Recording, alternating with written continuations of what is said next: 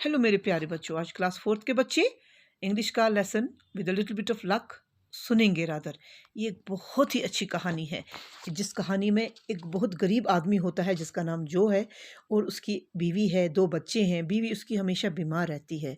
उसके 2 बच्चे हैं, एक का नाम जॉन है और एक का नाम एली है। दोनों बच्चे करते हैं कि हमारे लिए बाकी बच्चों की तरह फ्रॉक और जूता ले आओ।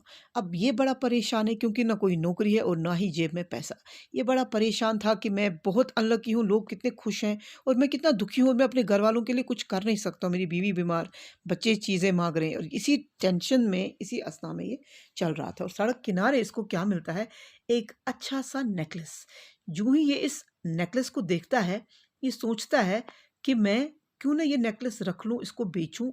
इससे पैसे जो आएंगे बच्चों के लिए सामान ले आऊँगा और साथ ही अपने लिए भी एक सूट खरीदूँगा, घर का थोड़ा सामान आ जाएगा। मगर उसी वक़्त इसके दिमाग में एक और आइडिया आया कि मैं कोई चोर हूँ, मैं ये चीज़ दूँगा, मुझे चाहिए कि मैं ये उसको वापस करूँ जिसका ये है।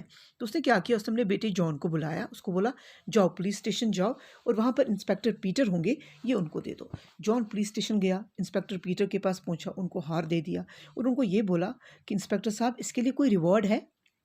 तो पीटर ने बोला नहीं, इसके लिए कोई रिवॉर्ड नहीं है क्योंकि एक लड़की है मार्था, ये उसी का हो सकता है क्योंकि उसके घर वाले अभी ढूंढते-ढूंढते यहाँ आए थे। तो अब जॉन ये सुनकर बड़ा दुखी हो गया और वापस अपने घर चला आया। इसके बाद इंस्पेक्टर ने बात की जोन्स फैमिली के साथ, जो मार्था के पेरेंट्स थे, और उनको ये हार दे दिया। जो ही उन्होंने ये देखा वो बड़े खुश हो गए कि ये कितने अच्छे ईमानदार लोग हैं।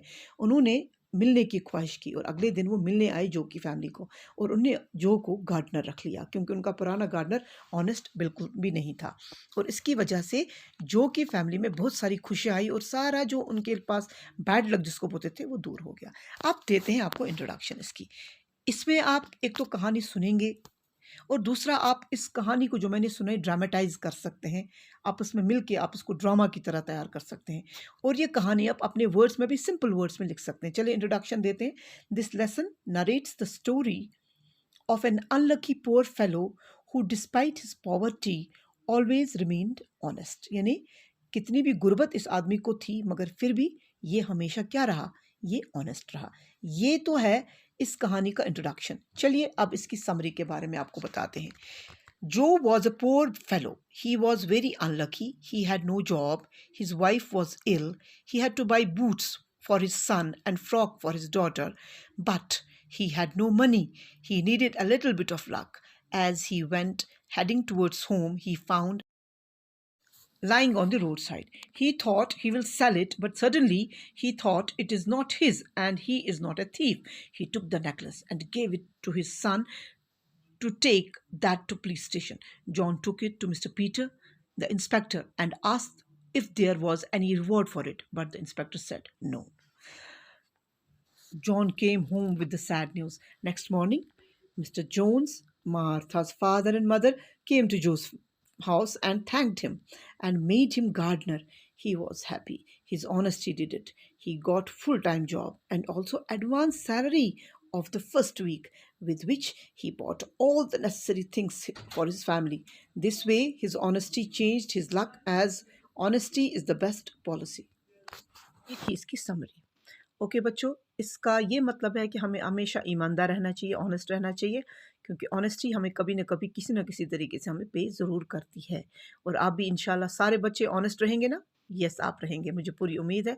चलिए अब करते हैं थोड़ी सी व्हाट असेसमेंट कि हमने क्या पढ़ा और हमें अब कितना समझ आया। आप तैयार हैं? और मुझे पूरी उम्मीद है कि आपको क्वेश्चन भी अच्छे से आएंगे।